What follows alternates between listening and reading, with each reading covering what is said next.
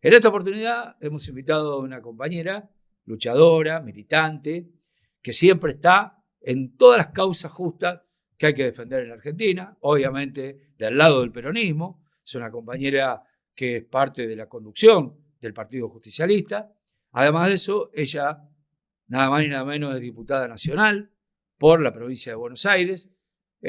Así que es una de las que permanentemente, junto a otros compañeros y compañeras en el Congreso, están levantando las banderas de la justicia social contra este gobierno neofascista que tenemos y que permanentemente ataca a quienes levantan la voz contra las injusticias, particularmente en el Parlamento argentino. Y también tiene el privilegio, el orgullo, supongo, que ya lo explicará en detalle ella, pero creo que es así, de ser la secretaria general de los trabajadores judiciales de la ciudad de Buenos Aires. Estoy hablando de Vanessa Siley, compañera querida, bienvenida a Hablemos de otra cosa. El micrófono a tu disposición. Arrancá con lo que más te guste de todo lo que he planteado, que tengas ganas de expresar. Bueno, Pablo, mil gracias por la presentación, por la invitación, que es un privilegio estar hablando con vos. Creo que es la primera vez y no que hablamos, sino que me parece brillante tu idea de tener un streaming. Me parece que es fundamental tener un espacio donde los dirigentes sindicales puedan contar, como bien vos dijiste, la visión de país desde su actividad, desde su lugar, la visión de país que tiene el conjunto de los trabajadores y trabajadoras. Me parece que eso no se tiene que perder. Yo aprendí en la Corriente Federal de Trabajadores en su momento, cuando estábamos en el macrismo y se gestó esa resistencia, muchísimo sobre el sindicalismo de liberación que me enseñaron mis compañeros de la Corriente, de esa tradición histórica de un movimiento obrero, como pedía Perón, que era pensar en proyecto de país, mirar con ojos de país y no con ojos de provincia, decía Perón, ¿no? Mirá qué buena frase para estos tiempos que corren, ¿no? No había ninguna frase que dijera Perón que fuera mala, la verdad. No, todas tenían y eternas, porque son verdades que después... pero bueno, me parece que está muy buena esta idea, en el sentido de que hay que hablar, hay que conversar, hay que contar las cosas que están pasando y contar qué ofrecemos nosotros también, ¿no? Como Movimiento Nacional y Popular. Totalmente. La verdad que son momentos donde yo entiendo que hay que dar esa batalla cultural y es a través de la palabra. No, es el tiempo del debate de ideas. Las ideas bastardeadas del campo popular, de la justicia social, por una propaganda sistemática, poderosa, económicamente fuerte, que se mete todos los días en la cabeza de la gente a través de los medios de comunicación masivos, que son cómplices de estas políticas totalmente discriminatorias, persecutorias, violentas inclusive. Bueno, tiene que ver con ese proyecto que nació de las derechas en el mundo hace ya mucho tiempo, de robarle la capacidad de pensar a la gente. Bueno, eso me parece que es lo que nosotros tenemos que refutar. Por eso, ojalá proliferen programas de esto que en realidad no los sponsorean las multinacionales, nada por el estilo, sino que lo hacemos con sacrificio nosotros. Sí, obvio. Y aparte, lo que vos decías, para mí son dos carriles, ¿no? Y lo dice Cristina siempre. El económico y el institucional. Cuando en la historia argentina pasó y en el mundo también, están gobernando el país proyectos liberales, neoliberales, coloniales, expoliadores de nuestros recursos, entregadores de nuestra soberanía. La economía te demanda un sistema institucional represivo. Este tipo de economía de entrega neoliberal, valorización financiera, si se quiere hoy en día, que es el modelo de Milei, cada vez va a aplicarle a la sociedad mayor represión. Porque no cierra solo cierra expulsando argentinos y argentinas. Y ahí es donde se nos va a jugar a nosotros como patria la tradición histórica de un pueblo que lucha que no se deja avasallar. Por eso estos modelos siempre terminan fracasando también en Argentina. Porque más tarde o más temprano, el pueblo les dice que no. Y Cristina siempre nos recuerda que en la dictadura militar, con 30.000 desaparecidos, sin Congreso, con la persecución, la muerte, la tortura, con todos los sindicatos intervenidos, etcétera, etcétera, el modelo del endeudamiento y la valorización financiera terminó también fracasando. Tal cual. Terminó también fracasando, ¿no? Sí, sí. Pero si vos ves ahora que ni siquiera tienen lo que dicen el superávit, si tanto superávit tenés, porque el superávit es una gran mentira, la oficina del Congreso de la Nación dijo que hay 2,7 billones de déficit. La oficina del Congreso de la Nación, no Pablo Micheli, ¿entendés? Igual en la oficina del Congreso de la Nación, conducido por las dos cámaras, por este mismo partido político. Claro, claro. Y de repente el problema es un 0,1% del PBI del aumento de los jubilados. Bueno. Entonces, el problema es ayudar a un jubilado en la Argentina. ¿Desde cuándo vamos a permitir que eso se instale?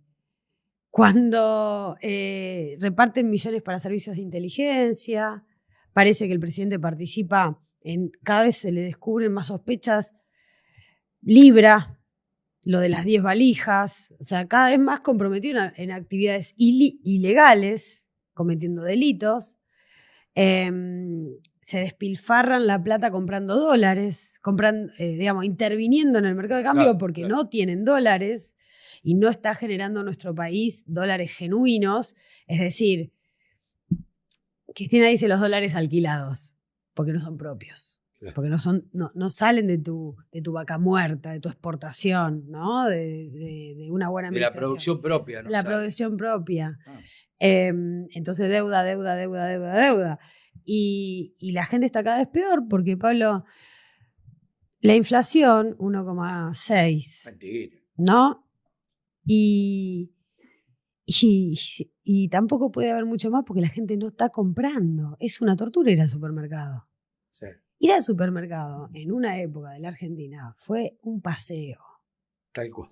Sí, fue un paseo de los domingos. Sí. Vamos a hacer la compra de la semana y íbamos al supermercado a pasear. En el gobierno de Néstor y Cristina. Era un placer ir a hacer la compra. Hoy es una tortura ir al supermercado hoy. Hoy ir al supermercado es una tortura. Entonces, ¿cuánto más puede resistir? Este modelo tiene fecha de vencimiento y como tiene fecha de vencimiento, Cristina Fernández de Kirchner está presa. Cuando te digo los dos carriles de la economía y de lo institucional. Sí, claro. ¿No? Sí, yo recuerdo jubilarse era una bendición en nuestro país. Hoy es una desgracia.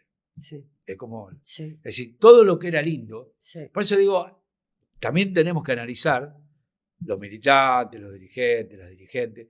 Tenemos que analizar en esto de la batalla cultural que hay que librar contra estos tipos, contra estas políticas, ¿por qué razón si una serie como El Eternauta nos pega tan fuerte cuando, y particularmente esa serie, algunos dichos, algunas frases como Juan, lo viejo sirve. Ay, sí, me encanta. ¿Y por qué no recordamos lo viejo? No digo que lo viejo haya que trasladarlo mecánicamente al tiempo actual, pero sí hay que valorar lo que tuvimos. Esto que vos decís, que ir al supermercado era un paseo, que jubilarse era una bendición, no una tragedia, una desgracia, como es ahora.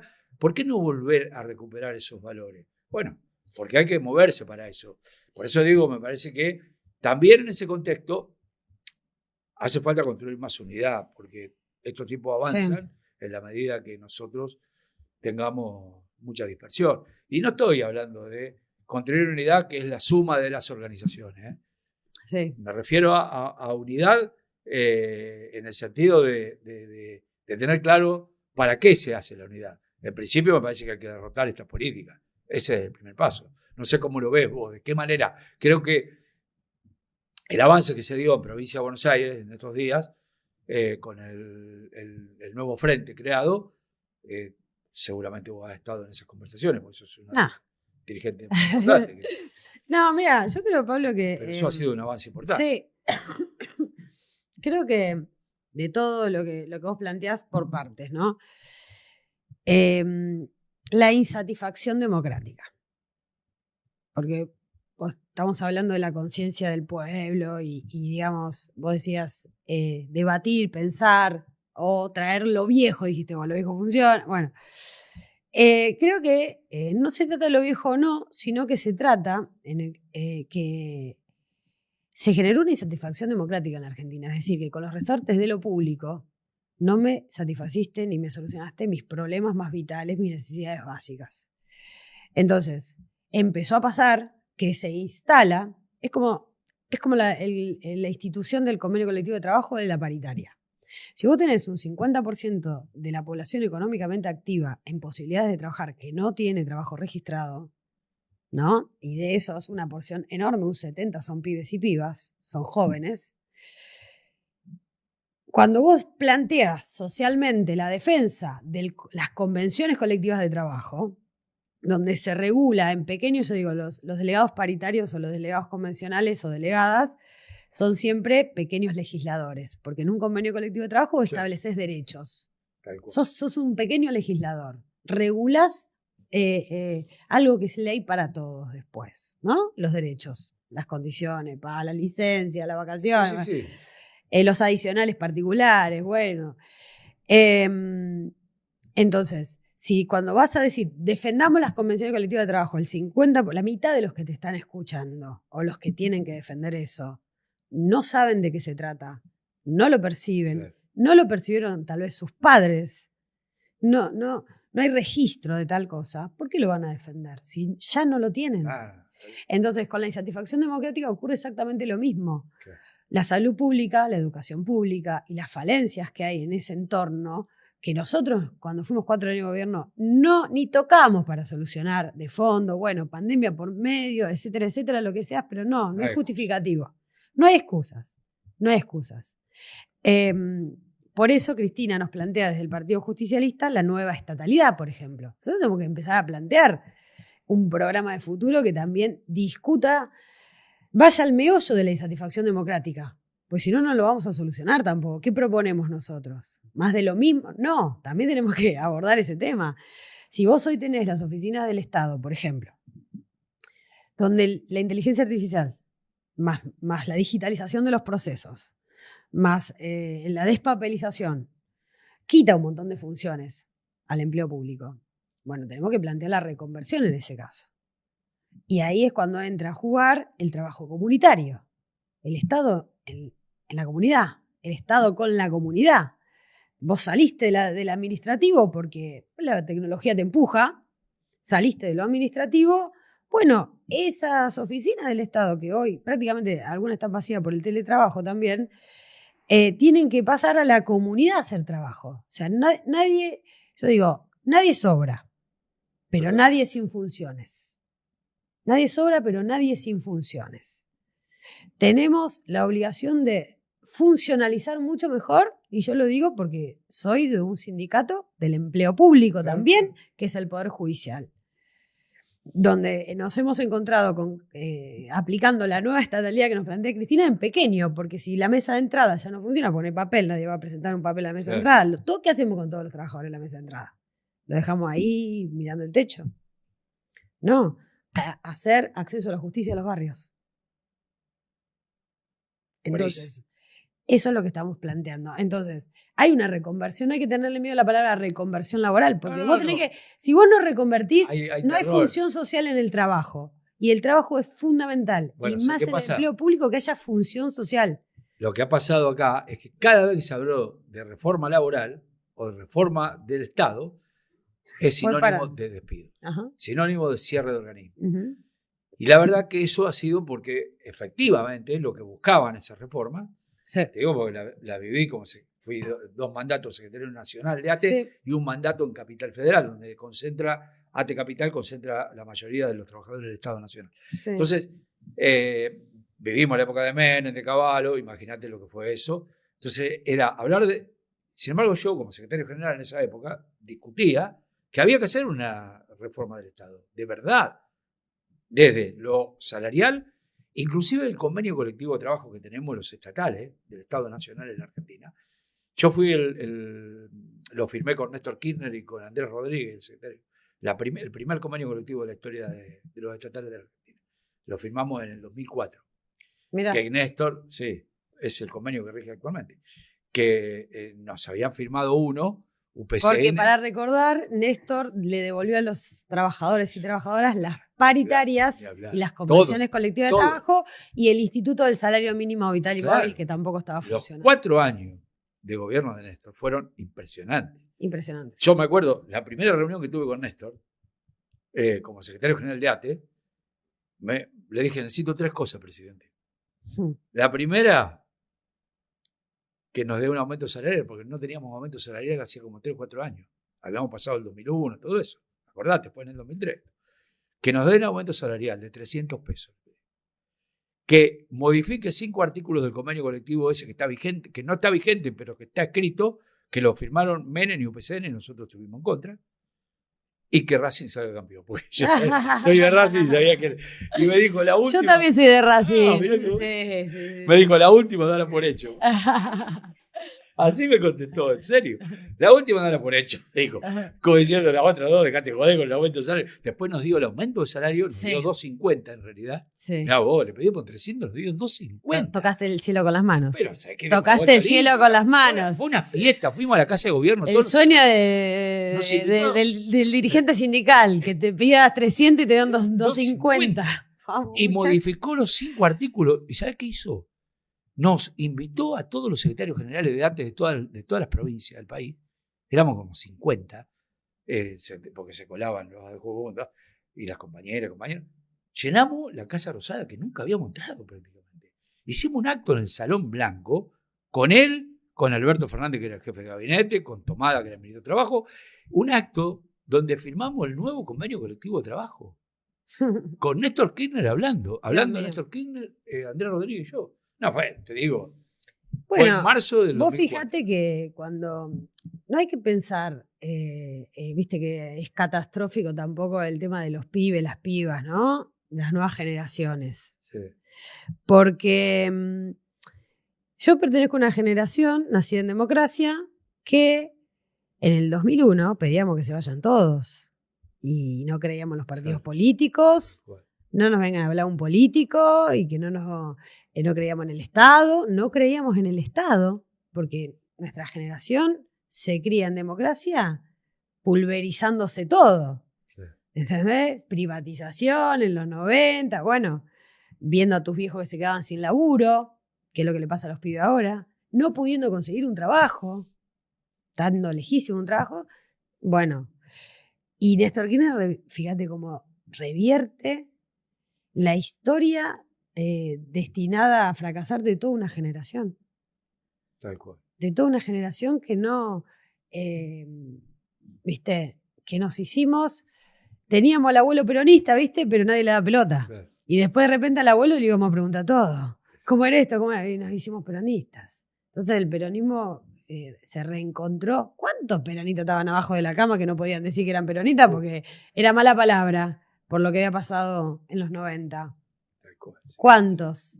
Y después de repente, y hoy tenemos el peronómetro. Por favor. No, la verdad que fue impresionante, sí. Pero bueno, en serio creo que este planteo que haces respecto a recuperar el Estado, como lo plantea Cristina, también tiene que ver con recuperar la democracia, porque si no es vacío. Y por eso los jóvenes, no sé si las encuestas serán reales, pero debe haber una parte importante de jóvenes que repudian todo lo que hacen políticamente o sindicalmente. Pero sí. ¿Cómo lidian con eso, por ejemplo, en tu sindicato? ¿Cómo es el rol de una compañera al frente de la conducción? Si bien es cierto que es un sindicato de trabajadores y trabajadoras judiciales, donde debe haber muchas compañeras, sí. Pero bueno, tampoco quiere decir que porque haya muchas compañeras en este país es garantía que la compañera sea la secretaria general, porque pasa el sindicato donde son más compañeras que compañeros y tal vez son hombres los secretarios. Sí. ¿Y cómo se llama eso, Pablo? A ver, ¿cómo se llama? Patriarcado, ¿cómo se llama? Techo de cristal. Techo de cristal. Techo de cristal, claro. No sabía, a ver cómo porque por más que en la base suelen abundar en la base mujeres, Ajá. y después parece que nunca llegás a coronar como secretaria general. Claro, y entonces techo. se le dice, en la jerga feminista, techo de cristal. Yo lo preguntaba ahí en el Consejo de la Magistratura a los jueces cuando les tomaba examen. Les suelo preguntar, lo sigo preguntando. ¿Qué es el techo de cristal, doctor? Lo sabe, igual que yo. Mi hija me mataría, mi hija es una... He tenido cada respuesta se dedica a eso. que es para reírse, es para un sketch. He tenido cada respuestas. Una vez uno me dijo, bueno, hay techos, hay paredes. Viste, se fue por la albañilería, por la construcción. ¿Te acordás de ese? Se fue por la construcción. No, mirá, yo primero creo que la función o por lo menos así lo ejercemos nosotros en nuestra organización, secretario general tiene que tener en claro, más que nadie en el sindicato, que hay que ayudar a todos. Okay. Que el rol del sindicato es ayudar al trabajador en todo lo que te pida. Y no importa si el trabajador tiene un problema, hay que solucionarlo. O sea, nosotros nos dedicamos y nos tenemos que dedicar con prioridad absoluta a resolverle el problema laburante. Los problemas son infinitos, los delegados son escasos, digo yo, ¿viste? Los problemas son infinitos. Totalmente. Puedes tener un problema en tu lugar de trabajo, más allá de la negociación salarial y de las convenciones colectivas, ¿no? Sí, Estoy hablando de la práctica sindical. De la práctica sindical de una comisión interna o de un cuerpo de delegados, ponele, ¿no? Puedes tener problemas en tu lugar de trabajo con tu jefe, con otro compañero, con condiciones. Puedes tener un problema en tu casa, sí, con tu familia, con, no sé, la escuela de los chicos, no conseguir vacante, o el compañero, el delegado está para todos los problemas que tenga el trabajador. Total. Es una tarea muy noble. Es una tarea muy noble el sindicalismo, ser un representante de los trabajadores. Y no está subvaluado el rol del delegado y de la delegada, que es el rol más sacrificado dentro de la estructura sindical, porque son los que tienen que pivotear entre los trabajadores y la organización y los trabajadores, o sea, entre la conducción. Ese es su rol, ¿no? Y también se comen todas las cachetadas, ¿viste? Se comen todas las puteadas, siempre están ahí poniendo... Suele ser una tarea medio ingrata, ¿viste? Aunque a la vez, cuando pudiste ayudar a un compañero o compañera que tuvo un problema y lo ayudaste porque hiciste propio su dolor, pues si no, no podés ayudar a otros. Porque, o sea, si no haces propio el dolor del otro, el problema del otro, es difícil que vos le pongas todo para resolverlo, ¿no? Pero si tuviste esa capacidad y se lo resolviste, es una gratificación, es una sensación de plenitud, ¿viste? Y bueno, eso yo lo pongo arriba de la mesa, Pablo, porque creo que como mujer también me pasó. Como mujer te pasan muchas cosas, ¿no? Tiene sus particularidades. La que más te pasa es que todo te tarda más tiempo. Finalmente llega, pero por ejemplo el respeto, viste, no te alcanza con la chapita. Además tenés que acreditar idoneidad. Es muy fuerte eso que acabas de decir. Además de tener la chapita, tenés que acreditar todo idoneidad. Te llega más tarde. Y te cuesta más. El respeto, por ejemplo. Sí. Pero después, bueno, cuando llega, ya vos viniste con un músculo porque estuviste... También te entrena. Te entrena también. Y qué paciencia, ¿no? Ustedes, los compañeros, porque la verdad... Sí, hay que tener voluntad y, bueno, también de convicción, porque a mí me gusta, como compañera, desde siempre, desde que en su momento nació Mujeres Sindicalistas y bueno, hoy ya está en una etapa diferente. Fíjate, Mujeres Sindicalistas fue la construcción de un concepto transversal, Claro. sin patentamiento, si se quiere, sin patentamiento, que nace cuando la ola del Ni Una Menos, Sí. feminismo, viste, después del 15, 16, 17, toda esa época, se empieza a discutir el aborto, el gobierno Macri, todo mezclado, viste. Se hizo muy fuerte esa ola popular, digamos, transversal, social, movimentista, si se quiere. Y el feminismo en sus diferentes vertientes, porque hay feminismos imperialistas. Sí, sí. Y hay feminismos populares, Claro. ¿no? Y hay tradición argentina, tercera posición mundial, ¿no? Si no existía ese concepto de mujeres sindicalistas, que fue el puente entre el feminismo y el sindicalismo, si no se construía el puente, iba a haber choque. Y ese fue el rol de mujeres sindicalistas en ese momento histórico, que les permitió a las organizaciones, lejos de, digamos, yo decía, gracias a que existió mujeres sindicalistas, nunca hubo una marcha de Ni Una Menos a Sopardo. Claro. Pero así todos los compañeros a veces no te lo van a reconocer nunca, pero bueno, no importa. Mujeres sindicalistas aportó a las organizaciones porque las fortaleció. Las fortaleció respetando la idiosincrasia, la identidad de cada organización, la orgánica de cada organización. Era las mujeres construyendo sindicalismo con los compañeros, ¿viste? Fortaleciendo la organización, porque vos cuando la organización es más representativa, es más fuerte. Obvio, claro. Si la organización espeja mejor el universo que le toca representar en su orgánica, es una organización mucho más fuerte frente al patrón, ¿viste? Entonces yo creo que Mujeres Sindicalistas vino a fortalecer mucho el sindicalismo y hoy tenés compañeras que son o tienen secretarias de organización, conducciones en sus gremios, tienen preponderancia, se ha discutido muchas veces la perspectiva de género en las convenciones colectivas de trabajo, se plantea políticas y gestión sindical teniendo en cuenta la perspectiva de género. El avance que hubo cuando surge la ola del feminismo, Ni Una Menos, en este contexto histórico a partir del 2015 en la Argentina, el movimiento obrero, gracias a que existió ese puente, pudo institucionalizar un montón de aspectos y hacer que eso que era movimentista pase a la estructura. ¿Me entendés? Con compañeras, claro. Con cuadros, todo. Te puedo nombrar miles de compañeras. Y eso le hizo bien al movimiento obrero. Hizo muy bien. Lo viví. Todavía le falta mucho a esa concreción, pero se ha avanzado muchísimo, eso no tengo duda. Hoy la secretaria... Ahora, el techo de cristal, ahí lo tenés. El techo de cristal lo tenés ahí. Sí, sí, claro. Sí. Si vos decís, ¿qué falta? Sí. Mirá la foto. Hay que traerlo. Mirá la foto, ¿viste? Eso de poner... yo soy muy crítica de eso de poner... Hacer una estructura y poner prosecretarías para que haya 2 por gremio, un varón y una mujer. No, 1 por gremio. 1 por gremio, pero mitad y mitad.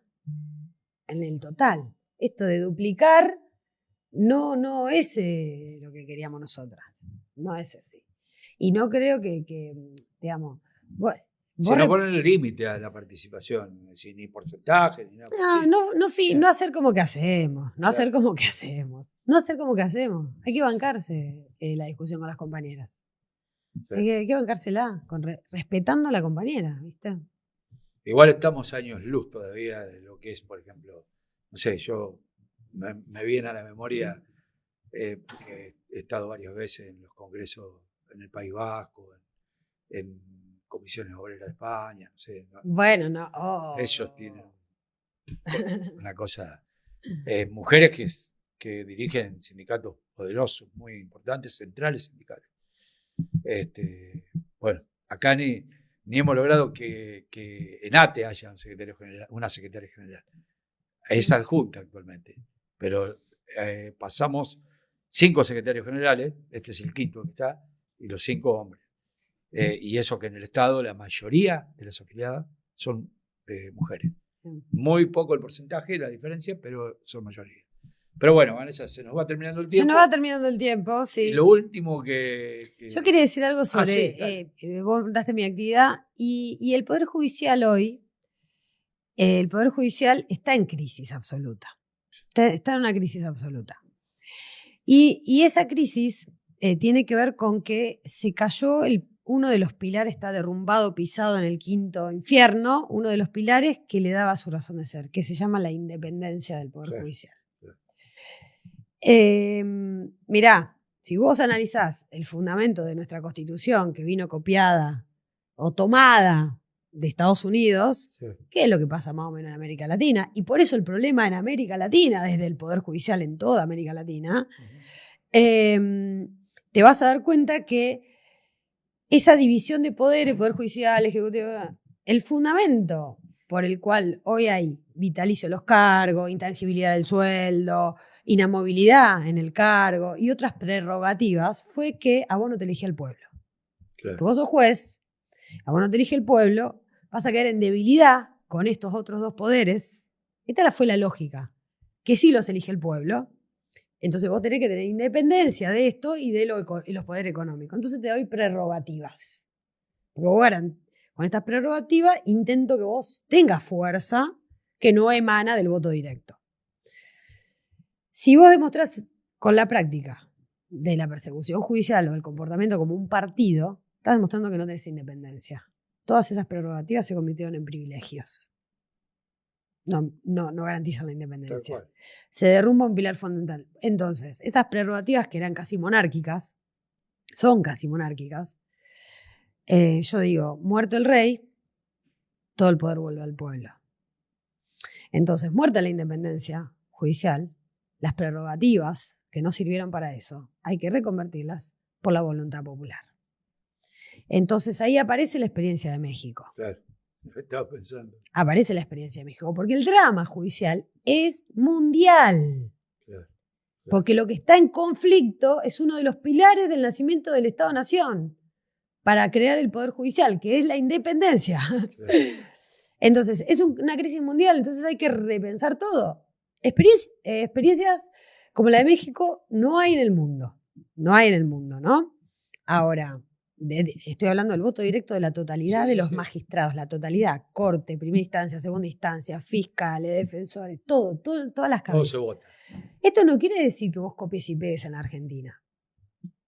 Cada país va a tener su particularidad. Obvio. Lo que sí quiero decir es que la vía para realizarla es la reforma constitucional. Claro. Porque tiene que ser un cambio de paradigma. Porque el paradigma anterior se murió. No existe la independencia del Poder Judicial. Tal cual. Si a vos la mafia te puso día y hora para sacar la sentencia de Cristina y no te dio ni margen de 2 semanas, porque tenía que ser el día y la hora que yo te digo, ya queda. Ya es como, viste, si faltaban más muestras terrible. De que son... Vergonzoso. De que son empleados del poder real, fue ese acto simbólico de que la sentencia salga el día y la hora que te dijo Manieto y que promocionó Macri y que salieron a repetir la vocería unánime de los medios de comunicación. Lo sabían antes. Entonces, creo que este es un debate y que yo como trabajadora judicial quiero plantearlo en estos términos, ¿no? Bien profundo. Bien profundo. Miremos con sinceridad lo que nos está pasando, ¿no? Porque si no, además también, esto que se derrumbará inefectiblemente, te puede llevar puesto a los buenos jueces, a los buenos trabajadores, al conjunto de trabajadores y trabajadoras. Entonces, si desde adentro no somos los primeros en llamar la atención de que esto está todo podrido, vamos a ser parte de la podredumbre, aparte, ¿no? También. Totalmente de acuerdo. Sí. Me parece que sí, que es así. Por eso te aprecia Cristina y por eso tenemos que liberarla. Y lo va a hacer el pueblo movilizado. Lo va a hacer la reforma de la Constitución, si logramos que se instale. Lo va a hacer, a mí me parece, que un paso importante va a ser la unidad del campo popular, cada vez mayor en la calle, movilizado. Y estas elecciones me parece que son un paso grande que hay que dar Sí, para muy poder grande. ver si le podemos cambiar la correlación de fuerza. Bueno, para estas No obstante, igual elecciones, seguiremos peleando, si no, ¿no? yo creo que Cristina es inocente y que tiene que estar libre Claro. y que como los instrumentos para conseguir su libertad, que es un daño a la democracia todo lo que está pasando, porque es una clara proscripción, es construir poder popular. Claro. Y ese poder popular se construye en las urnas y en la calle. Por eso no hay que entregar ni las urnas ni la calle. Es decir, hay que ir a votar. Sí, eso. Tenemos 50 o más de ausentismo en todas las últimas elecciones que hubo Altísimo. en todo el país. Es decir, así como hay un 50% de trabajadores informales, ¿viste? Claro. Mirá qué loco. O sea, el argentino, la argentina, que no le regalemos a ellos una cuota de nuestro poder. La otra cuota es la calle, la organización. Pero la cuota de nuestro poder, que es el voto, donde todos valemos uno, es decir, el poder está exactamente repartido por la suma de las partes, por cada una de las partes, por el padrón, todos valemos uno. Cuando vos vales uno y te igualás en el poder con el otro, no lo entregues, no lo regales. Es tu poder. No se lo regalemos a ellos, hay que ir a votar. Buenísimo. Sí. Esa me parece que es Bueno. la conclusión de esta nota. Excelente, te agradezco infinitamente que hayas venido. Y bueno, nos vemos en la lucha, como siempre. Bueno, muchas gracias, compañero querido.